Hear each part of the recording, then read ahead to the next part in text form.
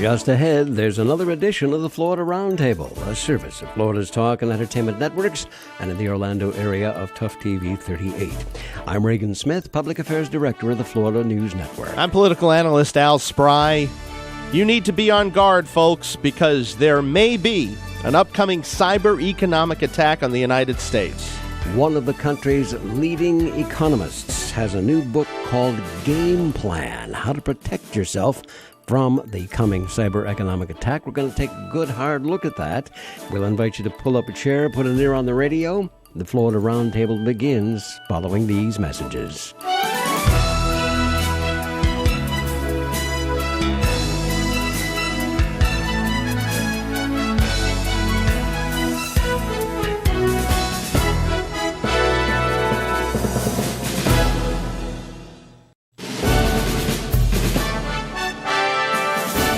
This is the Florida Roundtable, a service of Florida's Talk and Entertainment Networks. I'm Reagan Smith, Public Affairs Director of the Florida News Network. I'm political analyst Al Spry, and of course, there's always a lot of analyzing to do. And it's great to have you listening and watching us on Tough TV 38 in Orlando. Yep. And also occasionally on the Tough TV network, toughtv.com. Check it out. You can receive Tough TV over the air, good old-fashioned way with an antenna. This is digital TV, so you get that digital quality. Also in select apartment complexes and mobile home parks in Central Florida. Also carried on Channel 69 on the Summit Broadband cable system. If you cannot receive Tough TV, demand it in a nice way. There you go. Be polite. Yeah, that's right. And call Bright House and call Dish Network and call DirecTV and say, I want my Tough TV. That's all. Yeah. All right. Well, lots of things that we want to get in today, Al. Before we get into all of this business about a possible cyber economic attack confronting the country, what's on your mind today? Well, Reagan, I'm glad you asked me. In the, I like to call this the do as I say department, because politicians want you to do as they say, but not necessarily do as they do. Yeah. Of course, Trey Raydell, we're going to bash him a little bit today. He's making a comeback, Reagan. Oh, Mr. Really? Cocaine himself. Okay. He's out of rehab, so congratulations to him. I'm not making light of people that have issues with drugs, don't get me wrong, but I am making light of the fact that this is the same guy who's Mr. Anti-Drug. So he's telling everyone else drugs are bad. But I like my cocaine, so I'm going to do it. And then when I get caught, I'm going to act all sorry and stuff, and I'm going to go into rehab. And then come out of rehab and expect to have a career. Because, in the old days, when people had a little more class, they would just resign. Yeah, and it would have been probably much more loudly demanded as well. But, of course, Mr. Raydell, being a 37-year-old snot-nose, decides that... He's just going to keep on going, keep on trucking, so to speak. Well, the truth of the whole matter will play out this coming fall. We are now into 2014, and every member of the United States Congress has got to stand for election. They're either going to retire, and we get a new person in that district, or the incumbent has got to stand for re-election come this November, and he says he's going to do that. And, his district is in Fort Myers, the area there, very heavily conservative. That's an older, more conservative area. So I think come November, the voters have their opportunity to speak on what has transpired here, and we'll see what they say. And I think we'll have to stay tuned on that one. And, Also, the marijuana petition is trucking along. We may actually have an amendment on this year's vote for a vote. And in fact, there are inklings that even the legislators, the Florida Republican-led legislature, has agreed to now hear some bills on it because they're looking like the party that wouldn't even bring it to a floor, as John Morgan said. A couple of quick things that happened that I observed. The price per signature that they're paying now to these signature gatherers is up to $4 a signature because they're running out of time. Well, I think we The better average start. over the We better years- start getting some signatures Well, on they probably Reagan and pay- making it some pays, money. pays better than radio. The average is $1 per signature, I think, but they're paying $4 now. I happened to be out in the hinterlands between Orlando and Tampa this past week and stopped in a rest area down near the Winter Haven area, and there was a man there collecting signatures. So they're still out there doing it. Well, we'll see. It looks like very much like they're going to have enough of these signatures, and now a lot much is dependent upon what the Florida Supreme Court has to say. Give us something to talk about. Yeah.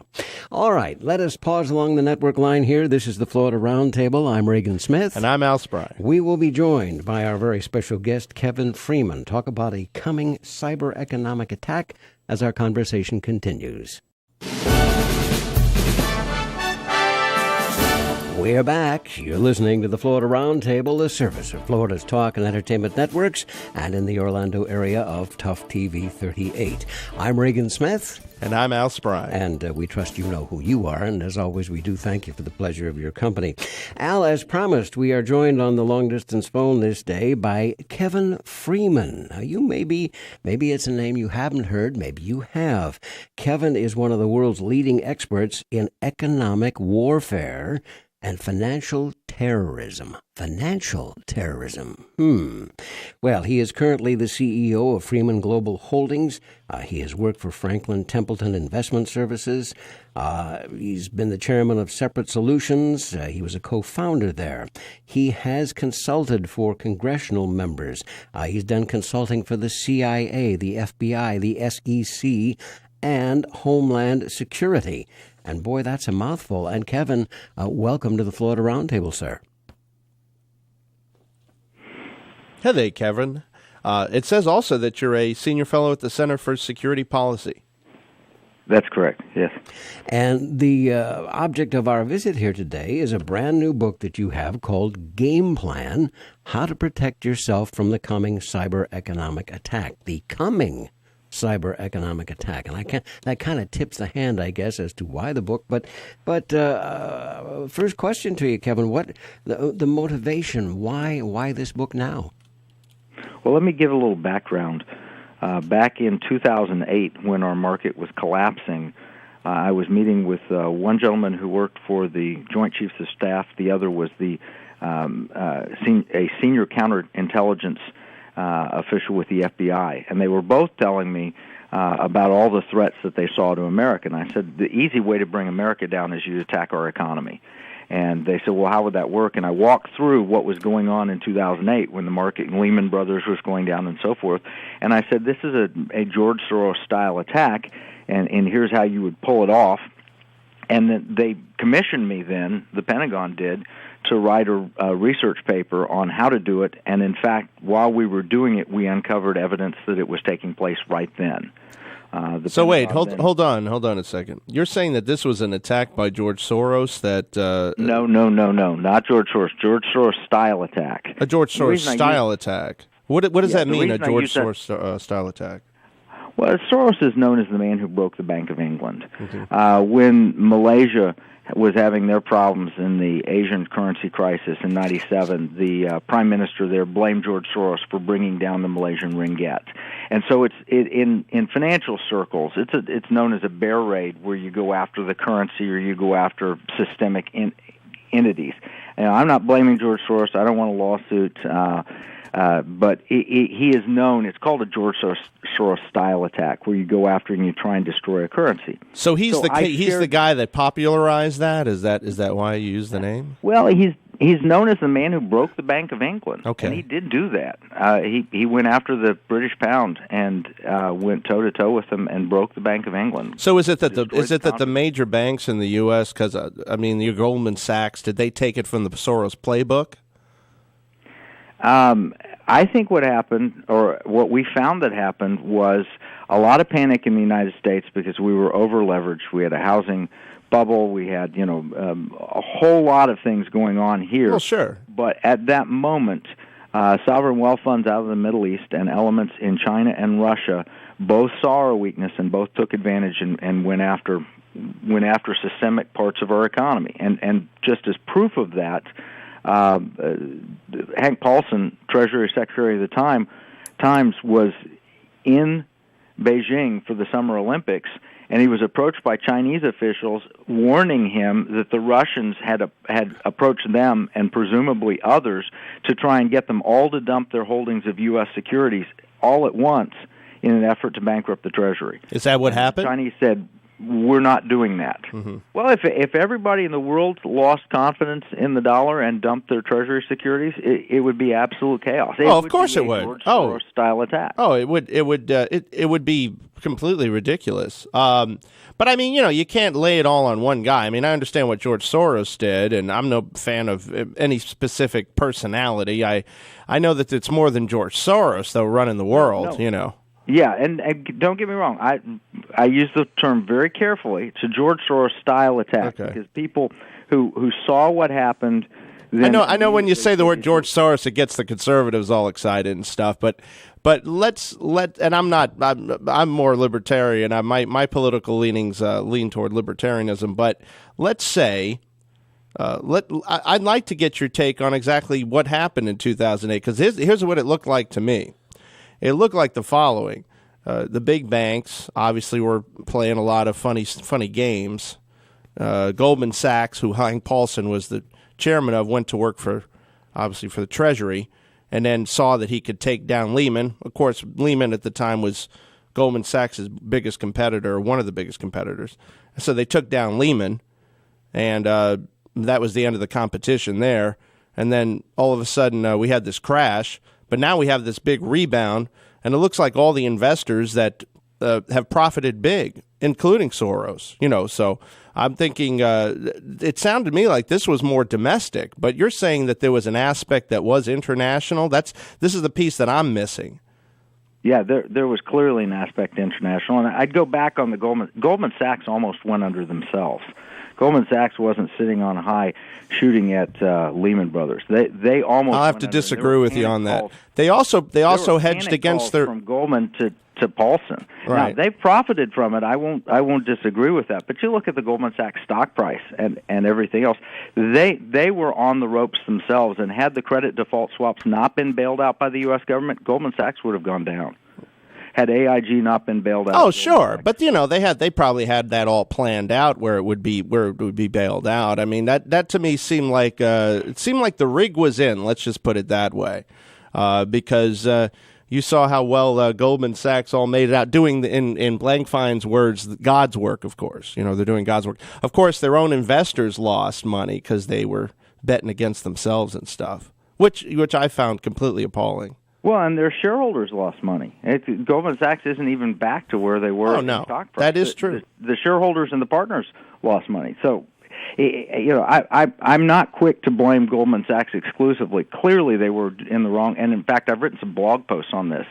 Goldman Sachs was doing the very naked short-selling techniques that were used against Lehman Brothers, not exclusively, but they were using the very same techniques that were being used by sovereign wealth funds and elements in Russia, China, and elsewhere. Yeah, and that's the point. This is capitalism without any consideration, where the only aim is profit. When you even go after your own constituents, not only that, but also your own investors. Goldman went after its own investors and really only got a slap on the wrist for it. But I digress. Let's go back to the international aspect. This is what I find very intriguing also about your book. Tell me more about this and how this is playing out. Well, my first book, Secret Weapon, went into detail all of the things that I uncovered in my Pentagon report. Mm-hmm. And after I wrote it, within a day or so, I had a call threatening to classify the research that I had done and put me in jail if I talked about it. Then I had the Clinton's former director of Central Intelligence, Jim Woolsey, stepped in and actually sent copies of my research to 3 different senators and said to the Pentagon, if you classify this and put Freeman in jail, it'll be read from the Senate floor. So they basically strung me along on the research. But there have been 3 independent Pentagon reports that validated the findings that I had, all 3 of which have been classified. See, this I find very intriguing.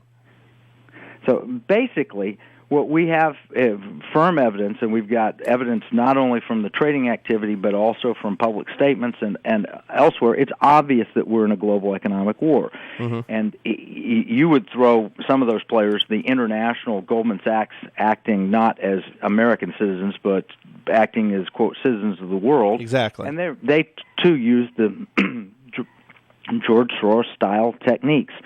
Now, these are legal. They shouldn't be legal. They were using things like credit default swaps and naked short selling and so forth, which are unconscionable. Warren Buffett calls these financial weapons of mass destruction. Right. But they were allowed. They were legal at the time. They used them, and they wrought great devastation. And as you point out, those who had money and knew what they were doing profited from it, and the rest of America and the world has actually suffered from it. But I see this as a global economic war that's being perpetrated by, we have enemies and allies around the world, and some who are enemies are using these type weapons, and now they've added to their arsenal cyber weapons. And a perfect example of that is the Syrian Electronic Army last year decided to shoot a shot across the bow when we were talking about getting involved in Syria, and they hacked the AP Twitter feed. They tweeted out words that they knew would cause algorithmic high-speed trading to respond, and they caused the market to drop 1% in a matter of a minute. And, See, that's very scary. Yeah, it happened. And it happened in 2010. We had a flash crash where the Dow dropped 9% in a matter of minutes. And we still don't know what caused that. We know the AP Twitter happened because the Syrian Electronic Army admitted it, and we saw what they'd done. But yes, it's very scary. That's what I mean by a cyber economic attack. Now, these should be considered warning signs. Your position here is that this next full attack is coming very soon. So I take it that we should number these items amongst warning signs. Well, we are certainly vulnerable, yes. We have a $17 trillion debt, and yet the Dow is at 16,500 or thereabouts. Yeah, that tells you something. That tells you something's funny right there. The Dow's gone up 10,000 points since March of 2009. It was 6,500 in March 2009. It's 16,500. Just 3 weeks ago on Sunday, General Alexander from the NSA came out and said, yes, there are enemies of the United States who have the ability to crash our economy when they choose, if they'd like to, using cyber means. Now, if you think about that, Forbes wrote and said, if Wall Street heard him, it should go down on Monday. It didn't go down. It's up 5%. So Wall Street's just oblivious. They're having one big party, and yet we are more vulnerable than we were 5 years ago. We're more vulnerable than 5 years ago, Reagan? I think on that note, Al, we need to take a little bit of a pause along our network line here. We can come back to that, and there's so much more that we need to talk about because I want to bring this down to a personal level of what you and I can do. Mm-hmm. But in any event, let us remind the folks that this is the Florida Roundtable, the service of Florida's Talk and Entertainment Networks in the Orlando area, seen on Tough TV 38. I am Reagan Smith. And I'm Al Spry. Our very special guest this day is Kevin Freeman. His brand new book, Game Plan, How to Protect Yourself from the Coming Cyber Economic Attack. It is from our friends at Regnery Publishing. Will shortly be available at all the fine bookstores around Florida and places like Amazon.com. And if you will stay put, we'll continue our conversation with Kevin following these messages.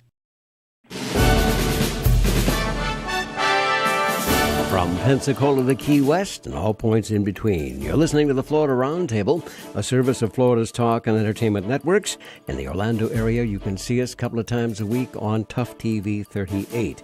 I'm Reagan Smith. And I'm Al Spry. It's great to be here. Our very special guest this day, Kevin Freeman. He is the author of Game Plan, How to Protect Yourself from the Coming Cyber Economic Attack. It is from our friends at Regnery Publishing, available in all the fine bookstores around Florida and Amazon.com, places like that. Kevin is one of the world's leading experts of economic warfare and financial terrorism. We spent a good deal of the first segment talking about what happened, between 2001, 2008, and Kevin has got this position that the next attack is coming very soon. Now, we understand a little bit better about how they're doing this, but an economic attack, to bring it down to the individual listener's level, jobs, real estate, things like that, obviously everybody needs to be concerned, not just the big financial players. Yes, because it can directly impact every individual. The problem is that you can't define in advance how the attack is going to occur, and therefore you can't have a set, buy gold, hide in the basement with your shotgun. That doesn't work. It's not practical or effective. No, we can't let fear dictate how we live our lives. I mean, we're not a fearful nation, and I hope we never become one. Then we'll be in real trouble. So I agree with you there. Exactly, and people will say, well, if there's hyperinflation, you should own gold, and you should. What would cause hyperinflation? Well, somebody destroy our currency, an attack on the currency. Would it happen? How would it happen? It would happen very slowly, then all of a sudden. We've seen this happen where currencies have failed in other areas, and the dollar is not immune to a failure. We have some special protections because we're the largest economy in the world, because we are the reserve currency of the world, and so forth. Oil is traded in dollars. But if the Middle East suddenly decided it was in their interest to no longer trade in dollars for oil, the value of the dollar would diminish greatly. And it would be very hard to finance our $17 trillion debt, and people would lose jobs. The government, we've seen what happens when the government shuts down. If the government no longer could raise tax revenues or whatever, these have direct impacts for people. So I wrote the book Game Plan to say, if this happens, then do this. We had a national championship football game last night, and on defense, the coaches had to look and see, well, if they throw a pass, we need to do this. If it's a screen pass, if it's a long pass, and they had to have a game plan. And here is, if there is inflation, if there's deflation, if the dollar collapses, if there's an electronic attack on our infrastructure, like our electric grid, we need a plan for each one of those things. And that's why I wrote the book and addressed everyone individually and said, this is what you do and how you do it. How did you come up with these solutions? A lot of research. I've been managing money for about 3 decades. I guess last year was my 30th year, so I'm entering my 31st year of managing money. During those 31 years, I've seen a couple of market crashes. I've seen massive inflation. I've seen very low inflation. So I've lived through a lot of different environments. And I worked for a man named John Templeton, who had a very long investing career, was maybe one of the greatest investors of all time, and he invested around the world. So he invested in hyperinflation in Latin America in the 1970s and 80s. He invested in the boom years of Japan and then the deflation that followed. So I learned a lot from him. Is he still with us? Research. No, Sir John passed away in 2008 in his 90s.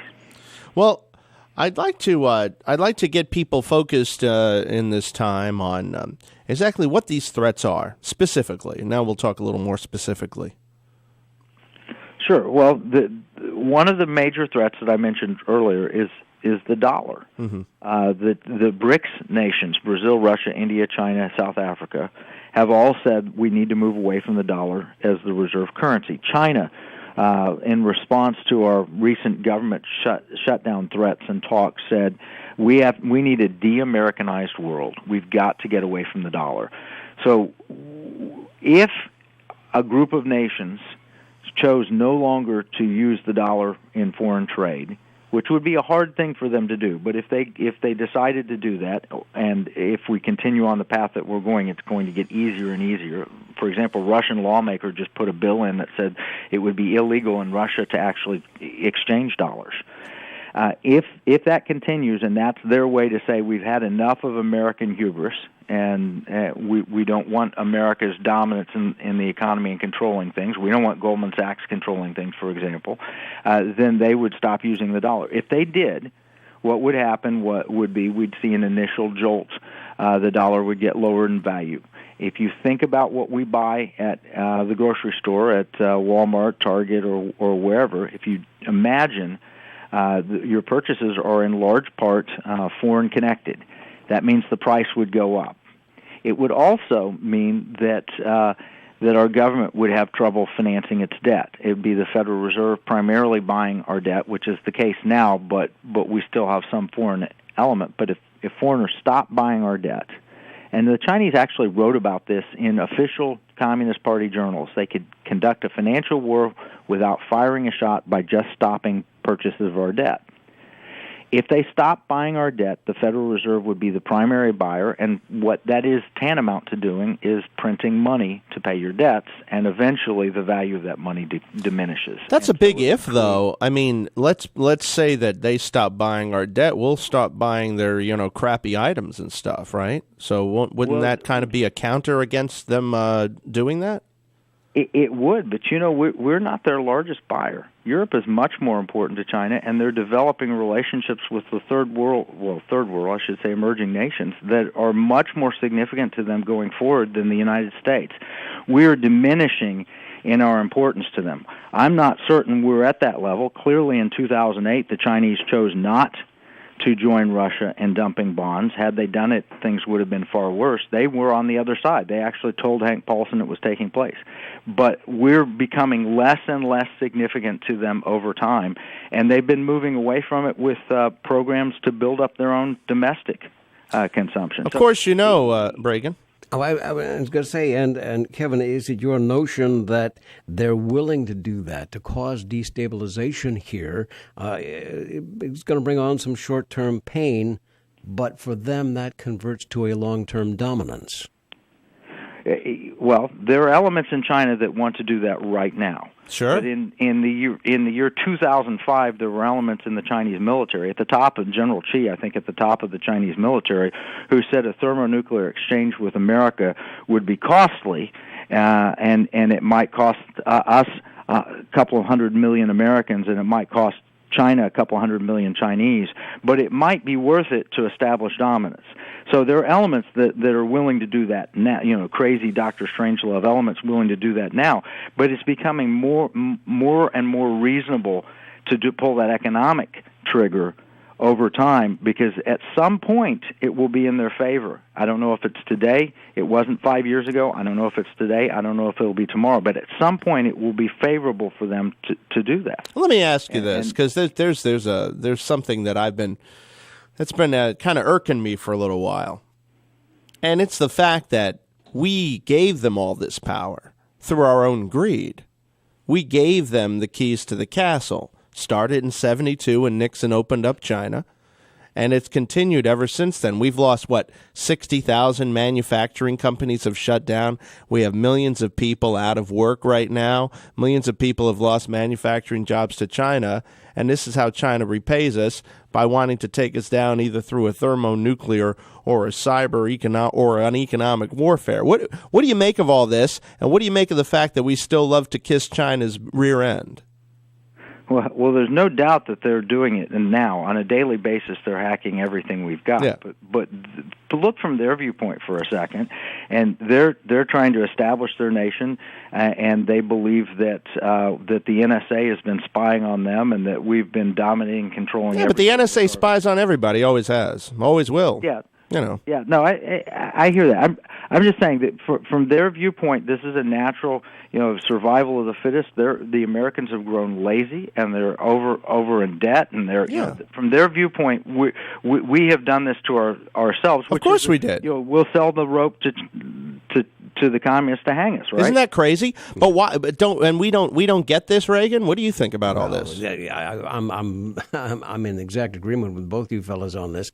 The Chinese are, and for some reason or other, we don't seem to get it. We don't care. That this is an enemy that could be more devastating to us than if communist Russia had survived and taken over the world. We just want cheap stuff. Yeah, that's it. Yeah, do you know that the Chinese government? Yes, the hubris and arrogance of Americans There's no seeing of the big picture here.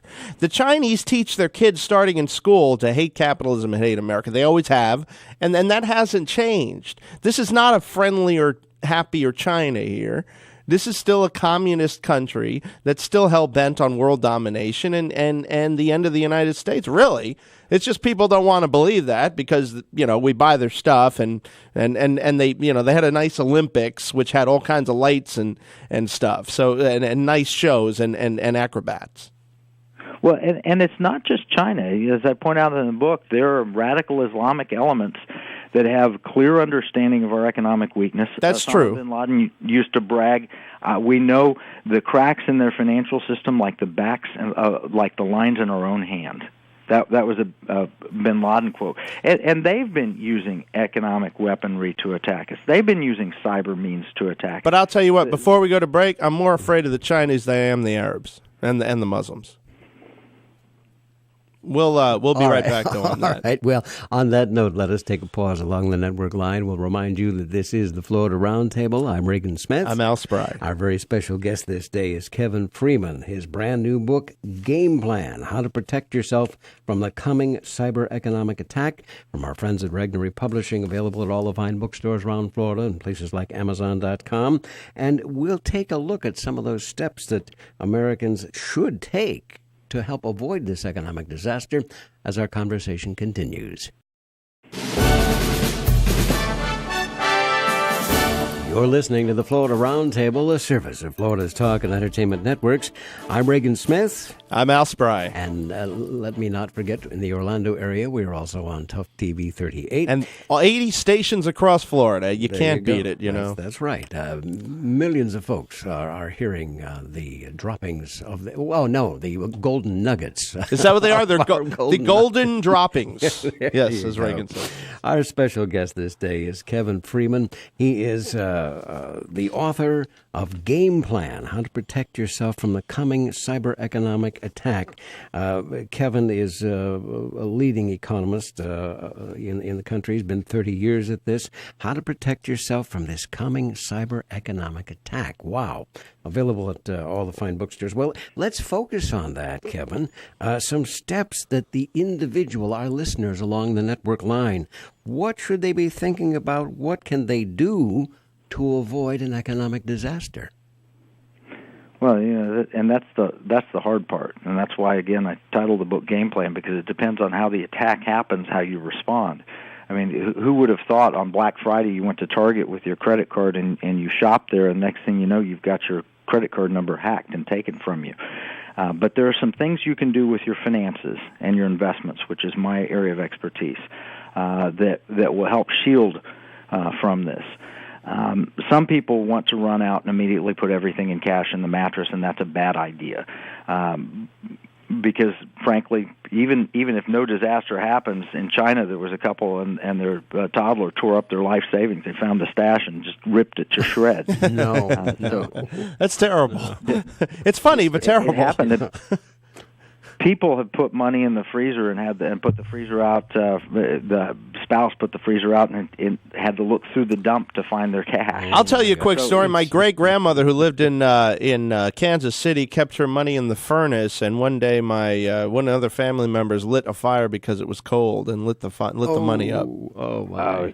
Perfect example. Yeah, So you can't just keep it all in cash, and you certainly don't want to keep it all in U.S. dollars.